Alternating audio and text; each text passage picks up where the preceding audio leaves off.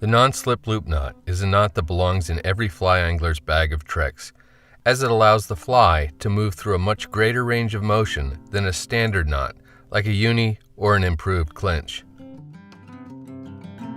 For most knots, I start with the hook in my left hand and the line in my right, but for the non-slip loop, I'm more comfortable with just the opposite, line in the left and hook or fly in the right. Start by going 6 or 7 inches up your tippet and making a simple overhand knot. Tighten it down a bit, but not all the way. Thread the bitter end of the tippet through the hook eye and then pass it through the opening in the overhand knot. Notice how the line goes back through the hole in the exact opposite way it came out. This is important. You don't want it to come from underneath the hole and out the top. Pull on the tag end to close down the loop that goes through the hook eye. Don't fully tighten the overhand knot, but make it smaller and bring it down reasonably close to the hook. At this point, this is how the knot should appear. You may recognize it as a simple slip knot. Pinch the knot between the thumb and index finger of your right hand. Then hold the tag end with your left and begin making wraps around the running line. I don't think it matters in which direction you make these wraps, clockwise or counterclockwise, but it does matter how many you make. I'm only going to do 2 wraps here because of the thick fly line. I usually do 4 or 5 turns with heavier mono or fluorocarbon and 6 or 7 turns with the lighter stuff. When you've completed the wraps, once again pass the end of the tippet back through the hole in the overhand knot. Notice how all 3 passes enter and exit through the same side of the hole. To tighten and seat the knot, pull in opposite directions on both the running line and the tag.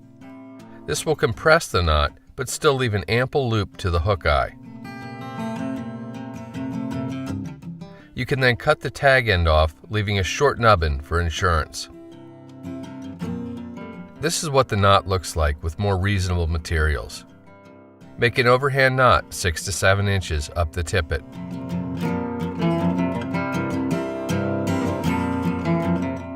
Pass the end through the eye of the fly.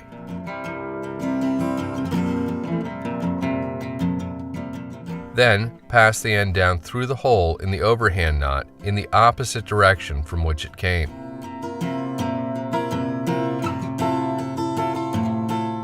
Pull on the tag and the running line to close the overhand knot and bring it closer to the hook eye.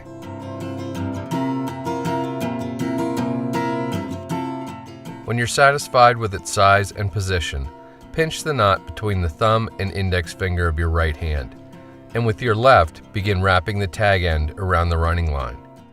Here I'm using 20-pound mono, so I'm going to make 4 turns. With the turns complete, for the final time, run the end of the tippet through the hole in the overhand knot. Notice, once again, how all 3 passes enter and exit through the same side of the hole. Pull in opposite directions on the tag and the running line to seat the knot and create a loop that won't slip. This can take some doing, especially with heavier line. Finally, reach in and snip the excess tippet off close. I like small loops because they allow a wide range of motion but are still close enough to the hook eye that they don't look out of place. Here are a couple of tips that really help with this knot.